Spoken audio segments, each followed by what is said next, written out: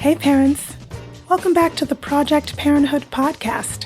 I'm your host, Dr. Nanika Coor, clinical psychologist and respectful parenting therapist.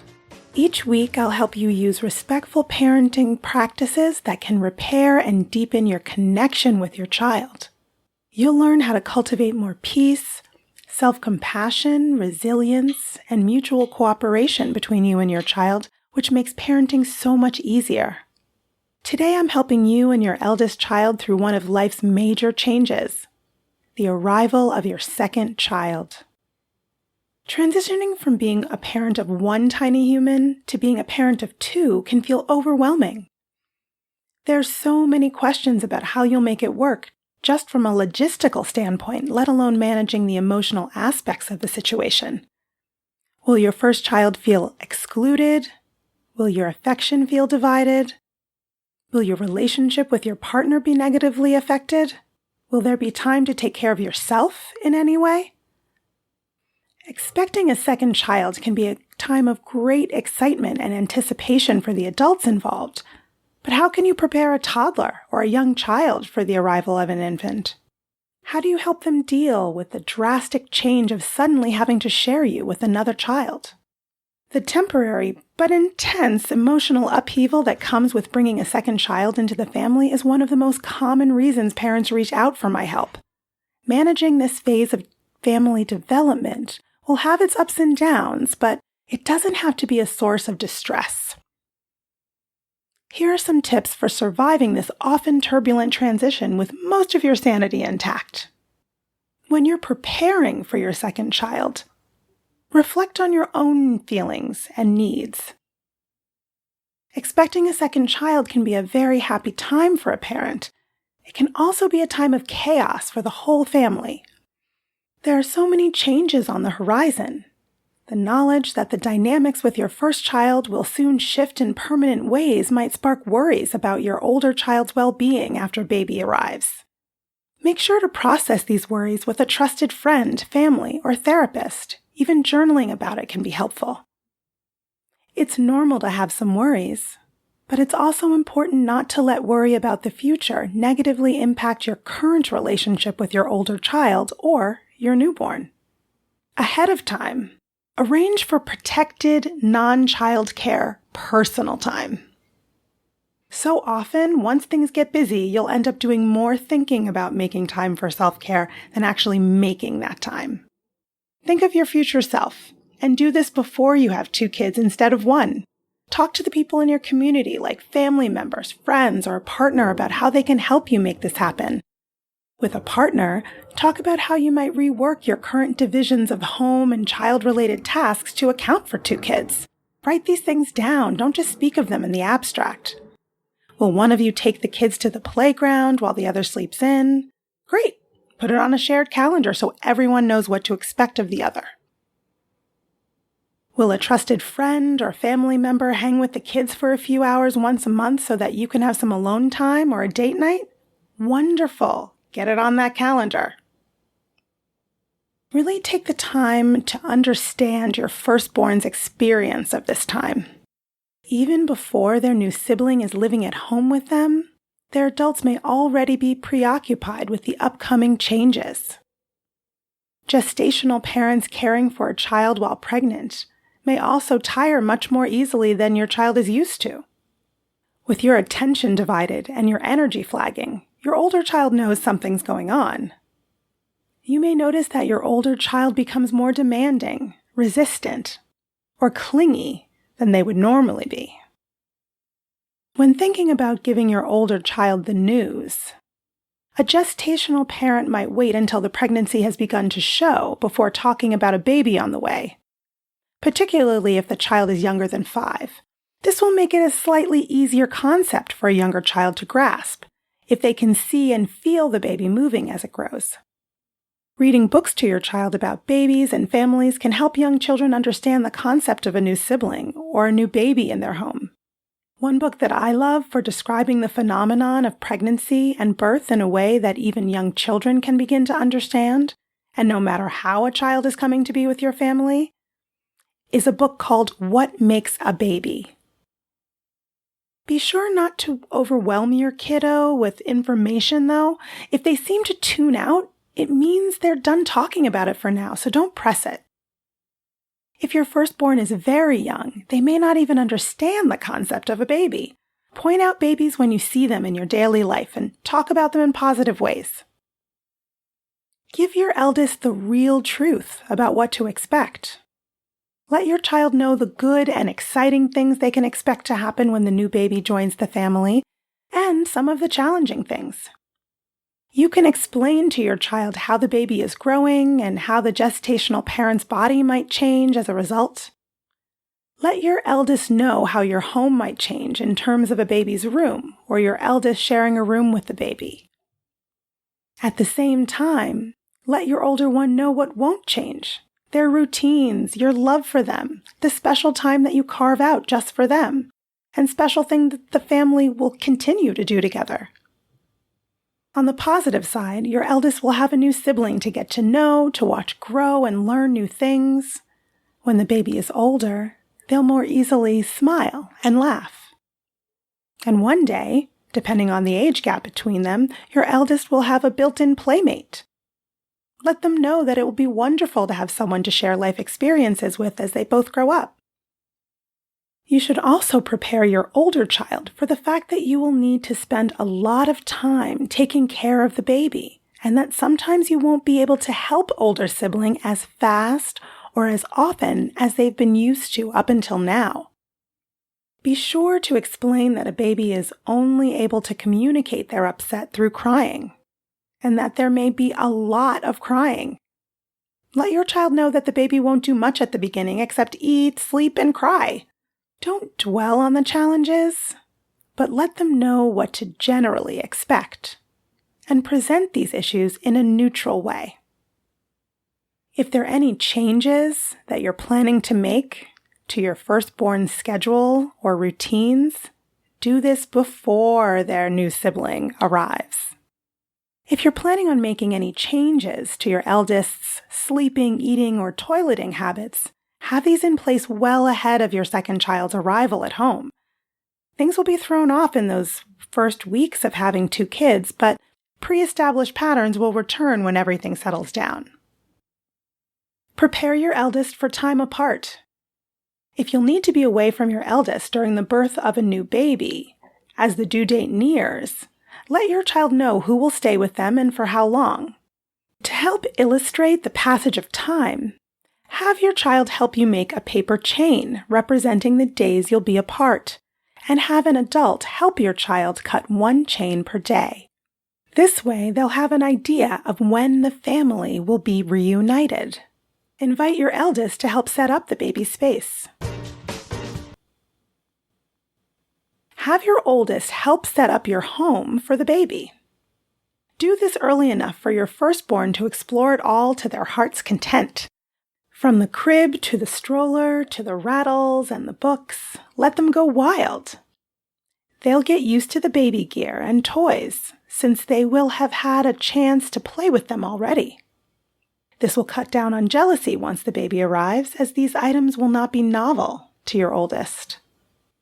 Help your firstborn take an active role in nurturing their future sibling. Some families who have a regular practice of downsizing the toy collection before gift-giving times, like holidays and birthdays, have used these moments to build a connection between the first and second child. Invite your eldest to help sort their existing toys into 3 groups: a keep group, a give group, and a save group. Explain that the give pile will be given to other children who may need toys, and the save pile is a special group of toys to be saved for new sibling. This helps your eldest look forward to the future when they can play with this toy with their sibling. So what to do when your second child comes home? Well, when it comes to introducing your firstborn to their new sibling, when your firstborn meets their infant sibling for the first time, if possible, try to have the baby in a car seat, a bassinet, or held by another adult rather than in a parent's arms. Invite your eldest to interact with or hold the baby, showing them how to be gentle. Show neutrality and acceptance if they don't want to just yet. Ask visitors to greet your eldest first. In those first 3 months, ask people who are coming to see the baby to greet and speak to your eldest first before the baby. If visitors are meeting the baby for the very first time, they might even ask older sibling to introduce them to their new sibling. And expect a bumpy ride. Nothing will go smoothly right from the start. Expect a period of adjustment. It will take some time to find your new normal with 2 instead of 1. Remind yourself that this turbulence will eventually settle. How well you fall into your new routine will also depend on the temperament of your new child and how well that temperament fits or doesn't with the existing temperaments of everyone else. More challenging babies will mean a more challenging adjustment period for everyone, so be prepared to give all family members some grace during this time. Expect some regression and big feelings. When your eldest sees their infant sibling getting the kind of body-to-body, hands-on care that they may be getting less of simply due to their advanced age, they may feel jealous. Suddenly, your potty-trained 3.5-year-old is begging for diapers, warm bottles of milk, and wants to be rocked and sung to. This is totally normal and will pass. Honor these requests for caregiving without judgment or comment. This is part of your eldest coming to grips with their new reality. And when you can, point out the ways that being older allows for enjoyments in life that the baby has yet to experience. Oh my goodness, look at you eating that yummy pizza. Your sister can't eat pizza because she can't even eat food yet. And let you hear them telling the baby things like, look at your big sister on the swings. Someday she can teach you to do cool big kid things like that. During this adjustment period, you may see a lot of meltdowns, resistance, and pushing of limits from your firstborn. Set your normal limits, but do so with intentional compassion and empathy. Their world has been rocked. Everything is different now, and they're realizing it's never going to go back to the way it was. There may be grief in that your child needs to express through these challenging behaviors. Make some space for these feelings, and don't take it personally. Predictability is key. This is a time of a lot of upheaval in your eldest's life.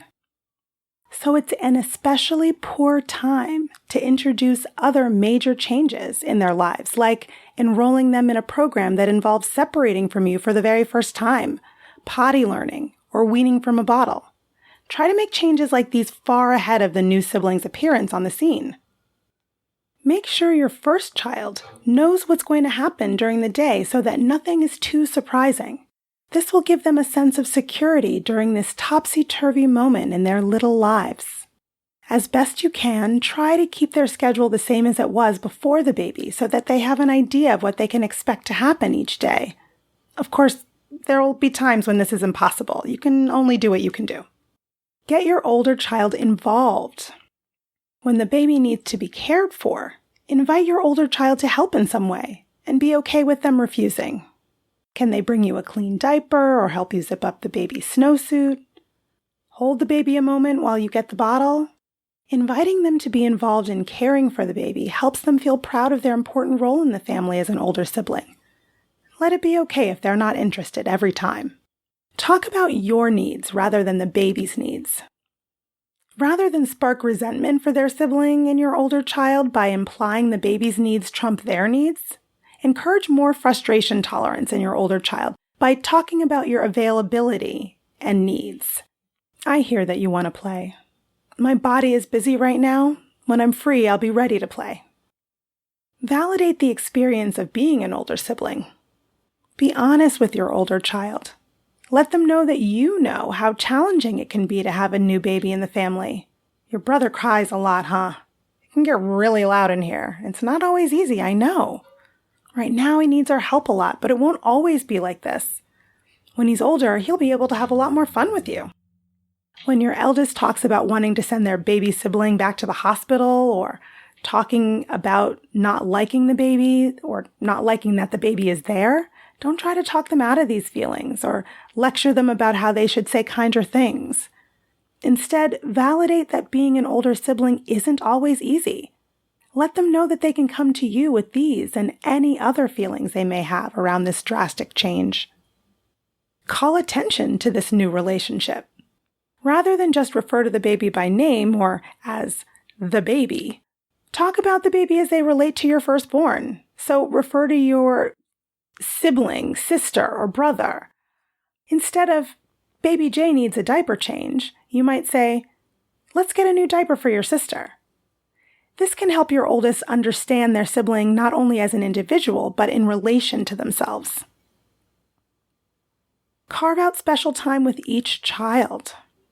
At least once a day during the baby's nap time, spend quality time with your eldest. Set a timer for whatever your emotional or physical limit might be. Let's say it's 10 minutes. For 10 minutes, put your technology aside. Give your oldest kiddo 100% of your attention. Tell them ahead of time what the parameters are, but let your child know that outside of that, you'll do whatever activity they'd like for 10 minutes. Your job is just to follow your child's lead without judgment or correction. Similarly, when your eldest is asleep or otherwise occupied, you can spend 10 minutes following your baby's lead in a similar way. Lay your infant on their back with 2 or 3 visually interesting objects nearby. Rather than dangle things in front of your baby or try to purposefully draw their attention to you or some other thing, quietly notice what your baby gazes at all on their own. Talk to your baby about what you're noticing them noticing. Oh, are you seeing the shadows of the tree on the wall? They're moving in the breeze, huh? So pretty. Oh, that was a loud horn honking outside and it surprised you. I see your legs kicking. And don't shrug off any heavy feelings you might have. If you notice that you're starting to have dark thoughts or feelings about parenting an additional child, don't take this lightly.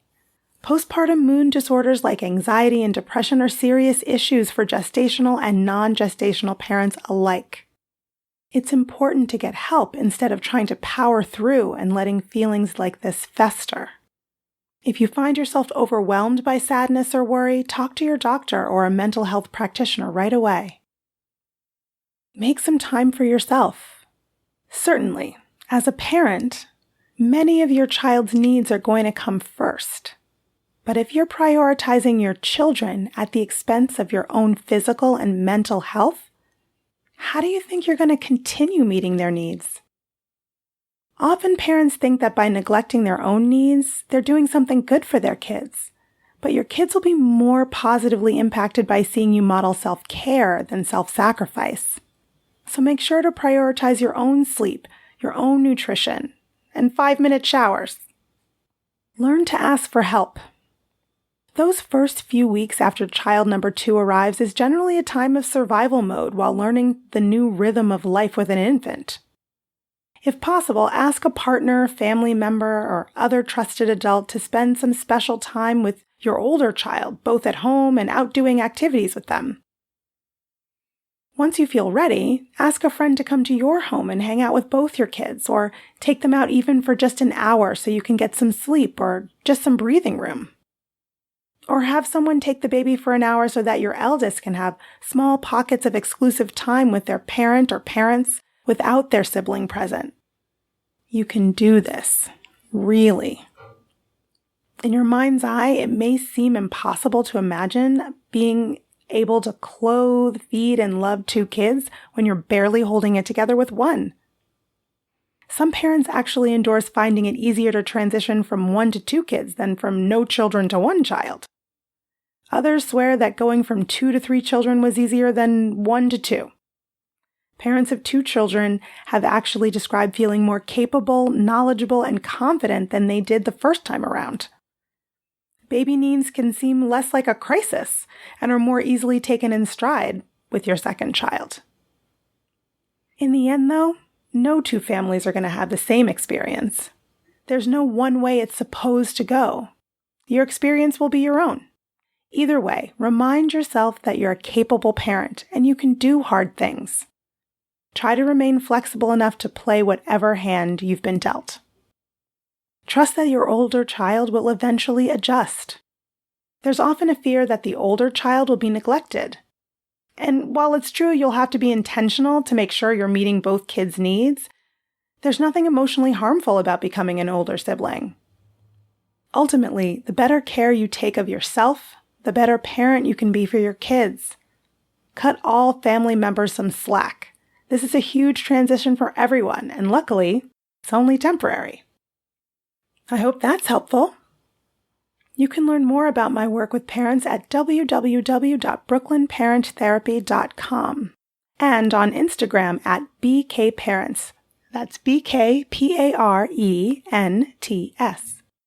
If you have more questions about transitioning from one child to 2 children or any other parenting questions or stories, leave me a message at 646-926-3243. And be sure to let me know if it's okay to use your voice on the show. Or send an email to parenthood@quickanddirtytips.com. Project Parenthood is a quick and dirty tips podcast. It's audio engineered by Dan Firebend, and our director of podcasts is Adam Cecil. Our podcast and advertising operations specialist is Morgan Christensen. Our digital operations specialist is Holly Hutchings. Our marketing and publicity associate is Davina Tomlin. And our intern is Cameron Lacey.